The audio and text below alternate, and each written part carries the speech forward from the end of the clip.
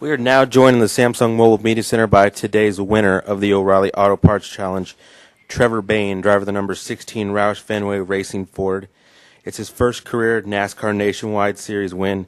You won the race, but you also tied the mark for fewest laps led by a winner at TMS in the Nationwide Series. You led just 6 laps, but you know what? You led the most important. Talk about your win and the momentum it gives you going forward for the rest of the season. You know, normally you don't want a record for leading the least laps, but it's okay when you have a win at the end of it. So I'll take that, I guess. I think Chad will too, and Jack and everybody else. But we're really excited with this win and the fashion we were able to do it there at the end to race against Carl Edwards and Denny Hamlin, 2 of the best drivers and 2 of the best cars in the series, and be able to get them there. And, Carl drove me really, really clean there at the end. I was expecting a bit more from him, actually, but he did all he could to hold us off, I guess, and still was clean. So that was really fun at the end, man. I can't describe how this feels to get a win in the Nationwide Series finally, and to do it with these guys and at a track like Texas. It means a lot to me. And it's my brother's birthday. I forgot to talk about that earlier. So happy birthday to my little 8-year-old brother. We're also joined by team owner Jack Roush. This is his 3rd consecutive NASCAR Nationwide Series victory at Texas Motor Speedway and 8th overall here at Texas Motor Speedway in the Nationwide Series. They clinched the Manufacturers Championship, Ford did, and it's the 299th victory for Roush Fenway Racing in the NASCAR. Jack, talk about the win today. Well, I couldn't be prouder. You know, Texas has been real good to us. We won with Jeff Burton here on the inaugural race back in the 90s. That was a wonderful event. But the thought that I had when I watched the checker flag fall on Trevor, I says it's great to be there with his first win. But then I remembered that his dad said he'd had him took him racing since he was 5 years old, and he'd run thousands of races. And I bet Trevor doesn't. You obviously remember your 2 wins from this year with NASCAR, but I bet you don't know how many times you won in your life. Have you? Do you? I don't know. It's somewhere over 400 or so with local events and all that, but I can promise these 2 are the most memorable. That's great. Really proud of Trevor and proud of Chad and proud of the job that Mike Beam and all the guys did to get the cars to have the speed in them. Doug Yates and the guys did a great job with the engine, and of course it's especially happy to be here with Ford Motor Company to win. I think the first manufacturer's title in this. They won the series for 10 years or so. Yep, since 2002 was the last. Awesome, really great. And Guys. We're also joined by winning crew chief Chad Norris. Chad, talk about those last laps and the changes you made to get to victory lane.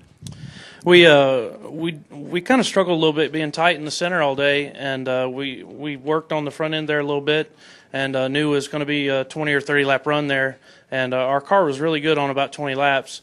And the caution that come out there with about 7 to go really played in our hands. We tightened the thing up just a little bit, just so he could get going, and the thing really took off. And he did a really nice job at the end of the race, and just raced his butt off, man. I can't be more proud for him and Jack and Ford Motor Company. Go ahead and open up for questions. If you could raise your hand, we'll get a mic over to you. Go ahead and read. Reed Spencer with Sporting News for Trevor.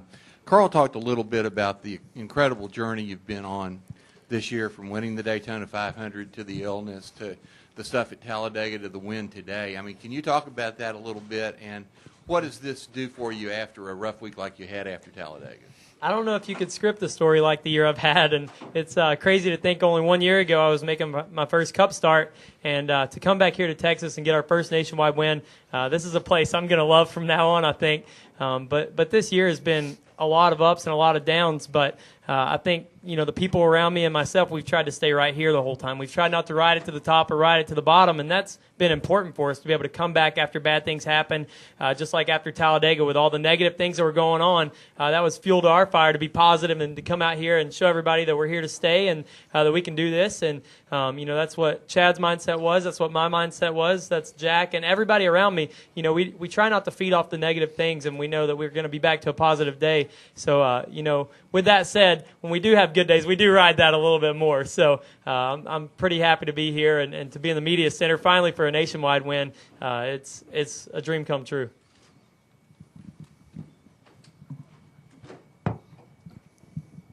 Any questions from the press box? Question for Jack Roush, Wolfgang Munzer from Germany, Rennsport Presse.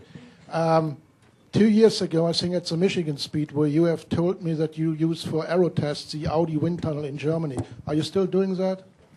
We've got a movie ground plane wind tunnel now in Concord, and we haven't been to the Audi's wind tunnel in 2 or 3 years.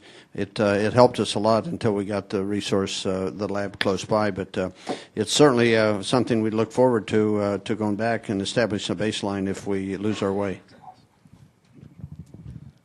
We'll go Bob and then Lee. Bob Pocker, Scene Daily. Yeah, Trevor, I want to say that this was kind of the place where you first kind of were suffering the illness, wasn't it? It was during this race. So I guess kind of my question, when you come in here, were you thinking about that, or are you thinking about this as the place that was your first Cup start? Honestly, I didn't really think about anything except coming here off the momentum we had at Charlotte. You know, we've learned so much about our mile and a halves, and you know, the Roush Fenway cars have been so strong, and our Wood Brothers car has been the same way at the mile and a halves lately. So I was kind of feeding off that coming here, trying to do the same thing that Chad's been working on me to do. You know, he's had me watching different films and things just to work on my driving style a little bit, and you know, that's been important, and it's been applicable. I guess that's a word, right? Applicate it to every track. You know, I've been able to applicate it to a bunch of mile and a halves, and been able to, you know, gain advantages and really work that. So it's been important to learn at Charlotte and bring that here. Obviously, the sickness does come to mind a little bit when you think about Texas, and my first Cup start comes to mind, but I would say more the first Cup start than anything. Lee Spencer, Fox Sports. Jack, have you had time to hear about the penalties given to Kyle Busch, and do you have an opinion on it yet? I haven't. I wasn't at the truck race last night. I had an engagement held me away from the racetrack, so I didn't see it firsthand. I became aware of it this morning and the buzz in the garage after I'd done actually one interview already. I really wouldn't care to comment on what NASCAR's done. I think that anybody that wrecks one of these cars or creates a problem after a caution or after a checkered flag really does so at their own peril. And I'm sure NASCAR will do something that's reasonable in the broad scheme of things. Doug. Doug Rice, PRN. Trevor, just kind of a fun question. Is this the first time you've ever worn a cowboy hat?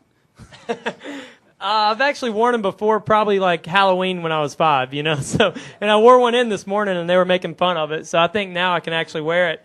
I didn't think it ever looked good with a race suit, but I think this one looks okay.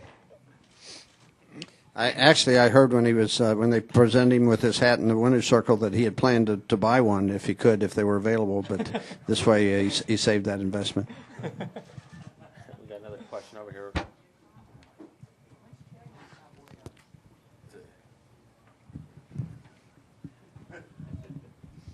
Eddie Sefco, Dallas News. Can you just take us through the restart and what you did there and what you saw and how you got through? Yeah, going into the last restart, like Chad said, I knew that our car was going to be really strong for a short run. We were able to gain 3 or 4 spots every single restart all night or all day, and I knew at the end there, with us being in 4th position, that was about the number of cars we could pass, and we were just able to get a great restart, kind of like the one at Charlotte, where we were able to push Carl out front, and once he got out front, we actually cleared the 18. Had I not cleared the 18, I don't know that we could have won the race, but fortunately we had enough power to get by him, and we're able to get to the bottom and get on Carl's left rear a little bit and get by him. But these kind of restart races, these are the kind of wins that you've always wanted to win. As a driver, I remember at Myrtle Beach Speedway when I was probably 15 years old in the Hooters Pro Cup Series, there was a green-white checkered. I started 4th, and I ended up winning the race kind of the same way. So, and that's one that's always stood out in my head. So that's the driver I want everybody to know that I can be, is the guy that can go get it done at the end. And, you know, I'm glad that we were finally able to do that. And I know that these guys have been pulling for me all along, and it's cool to finally see that pay off for them. Any other questions? Reed Spencer with Sporting News for Jack. Ricky moved a little bit closer to the Nationwide Championship today. Trevor won the race. Any more clarity on what these two guys are going to be doing next year? Our programs are not firmed up. We're working with sponsors to try to make the best offering that we can, or the best package that we can, but I really don't have anything to announce on that. It was another win for the Next Gen oil, the Valvoline's new oil, and we're really excited about that too. they've got an added package for the oil that's real attractive for us for the next gen. But it's Goodyear had a great tire. We had a great engine. The engineering support from Ford was good, and without having all those things behind us, we couldn't have realized the success we had today. I got one question right here.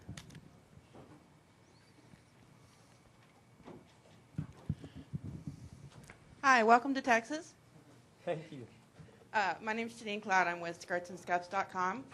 And you've developed quite a following in the social media and among fans, of course. I was wondering if you had anything particular you'd like to say to them after your win here.